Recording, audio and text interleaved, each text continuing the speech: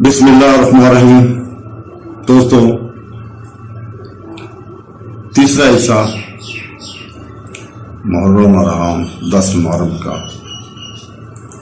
دوستوں، جب عمر بن سعد رضی اللہ تعالیٰ عنہ حسین رضی اللہ تعالیٰ عنہ کے خلاف نکلنے لگے تو حر بن یزید نے ان سے کہا، اللہ آپ کو ہدایت دے، کیا تم اس آدمی سے لڑو گے؟ تو اس حصے میں حر کی واپسی کا ذکر ہے۔ اس نے کہا، ہاں اللہ کی قسم میں اس سے ایک ایسی جنگ لڑنے جا رہا ہوں جس کا کم سے کم حصہ سر گرنا اور کٹے ہوئے ہاتھ ہوں گے۔ حر نے کہا، کیا اس نے آپ کو جو آپشن تجویز کیے ہیں ان میں سے کوئی بھی قابل قبول نہیں ہے؟ عمر بن سعد نے کہا، اللہ کی قسم اگر یہ معاملہ میرے پاس ہوتا میں اس پر غور کرتا، لیکن آپ کے گورنر نے کسی متبادل سے انکار کر دیا ہے۔ چنانچہ حر گیا اور لوگوں سے الگ کھڑا ہو گیا۔ اس کے ساتھ ان کے قبیلے کا ایک آدمی تھا جس کا نام قرہ بن قیس تھا۔ کیا تم نے آج اپنے گھوڑے کو پانی پلایا؟ اس نے جواب دیا، نہیں۔ حر نے پوچھا، کیا تم اسے پانی دینا چاہتے ہو؟ یہاں قرہ نے کہتا ہے کہ خدا کی قسم میں نے سوچا کہ حر جنگ چھوڑنے کا ارادہ رکھتا ہے تاکہ وہ اس کی گواہی نہ دے سکے، لیکن جب وہ چلا گیا تو وہ مجھے دیکھنے کے لیے تیار نہیں تھا کہ کہیں میں اس کے خلاف خبر نہ دوں۔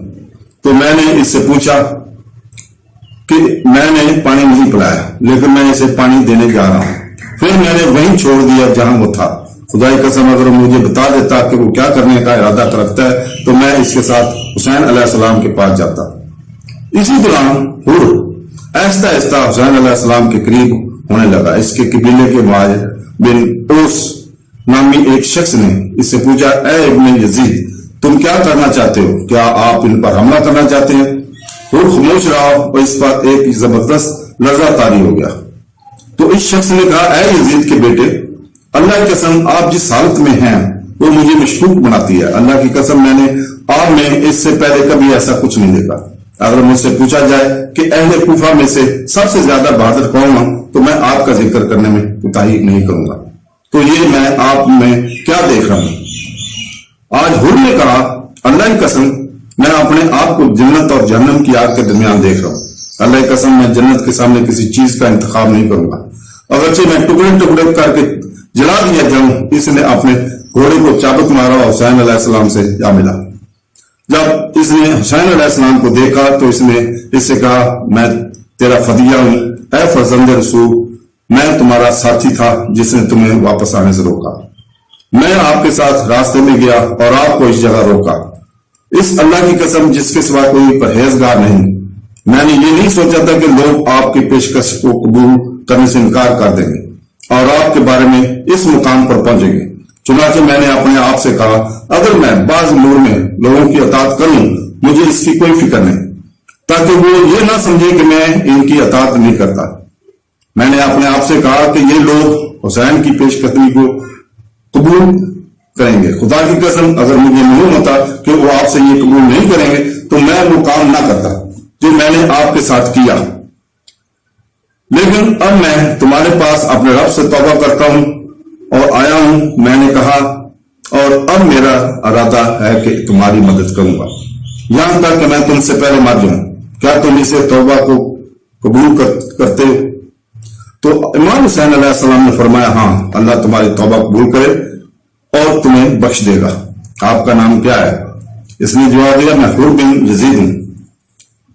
الحسین علیہ السلام نے کہا، تم باقی آزاد ہو جیسا کہ تمہاری ماں نے تمہارا نام رکھا ہے۔ آپ اللہ کی مرضی سے دنیا اور آخرت میں آزاد ہے، نیچے اترو۔ حر نے کہا، تمہارا مجھ سے بہتر کوئی گھوڑ سوار نہیں ہوگا، میں کچھ دیر تک اپنے گھوڑے پر اس سے لڑوں گا اور جب میں نیچے آؤں گا تو میرا انجام یہی ہوگا۔ امام حسین علیہ السلام نے فرمایا، جیسا تم اچھا سمجھو کرو۔ پس حر اصحاب حسین کے سامنے آگے بڑھا اور ابن سعد کے لشکر کو مخاطب کرتے ہوئے کہا، اے لوگوں، کیا تم حسین سے جو اس نے تمہیں پیش کی ہے اس سے قبول نہیں کرو گے تاکہ اللہ تمہیں اس سے جنگ کرنے اور اس سے لڑنے سے بچائے؟ انہوں نے جواب دیا، یہ ہے کمانڈر عمر بن سعد، اس سے بات کرو۔ چنانچہ حر نے اسے وہ سب بتا دیا جو اس نے اس سے پہلے اور اس کے لشکر کو بتایا تھا۔ عمر بن سعد نے جواب دیا، میں نے جو کچھ کر سکتا تھا کر دیا، اگر میرے پاس اس کا کوئی اور راستہ ہوتا تو میں یقیناً اس کی پیشکش پر غور کرتا۔ انہوں نے لوگوں کی طرف توجہ ہو کر کہا، اے اہل کوفہ، تیری ماؤں پر تباہی ہو، کیونکہ تم نے اسے اپنے پاس آنے کے لیے بلایا تھا۔ اب جب وہ تمہارے پاس آیا ہے تو تم نے اسے اپنے دشمنوں کے حوالے کر دیا۔ تم نے اس کے لیے اپنی جان سے لڑنے کا دعویٰ کیا تھا، لیکن تم نے اسے مارنے کے لیے اس پر حملہ کرنا شروع کر دیا ہے۔ تم نے اس کی جان چھین لی اور اس کا گلا پکڑ لیا ہے۔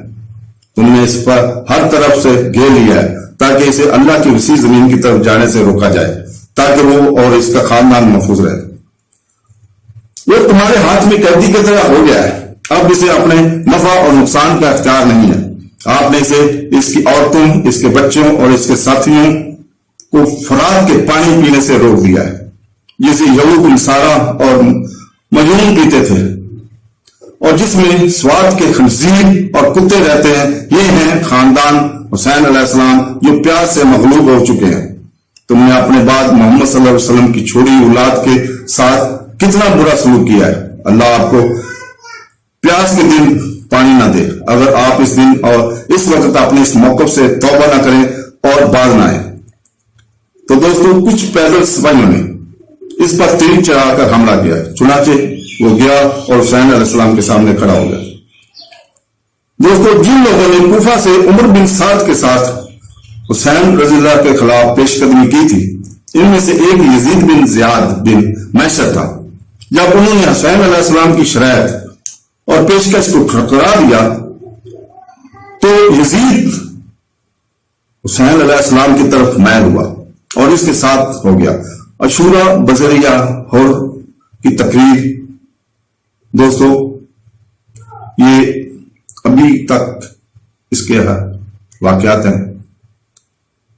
تیسری حصہ، تیسری ویڈیو، اب چوتھی ویڈیو انشاءاللہ تعالی نیکسٹ آور میں پبلک کی جائے گی۔ نیکسٹ ویڈیو جو ہے جنگ کی شروعات ہے، اس کے بارے میں بتائیں گے جنگ کیسے شروع ہوئی۔ اللہ حافظ۔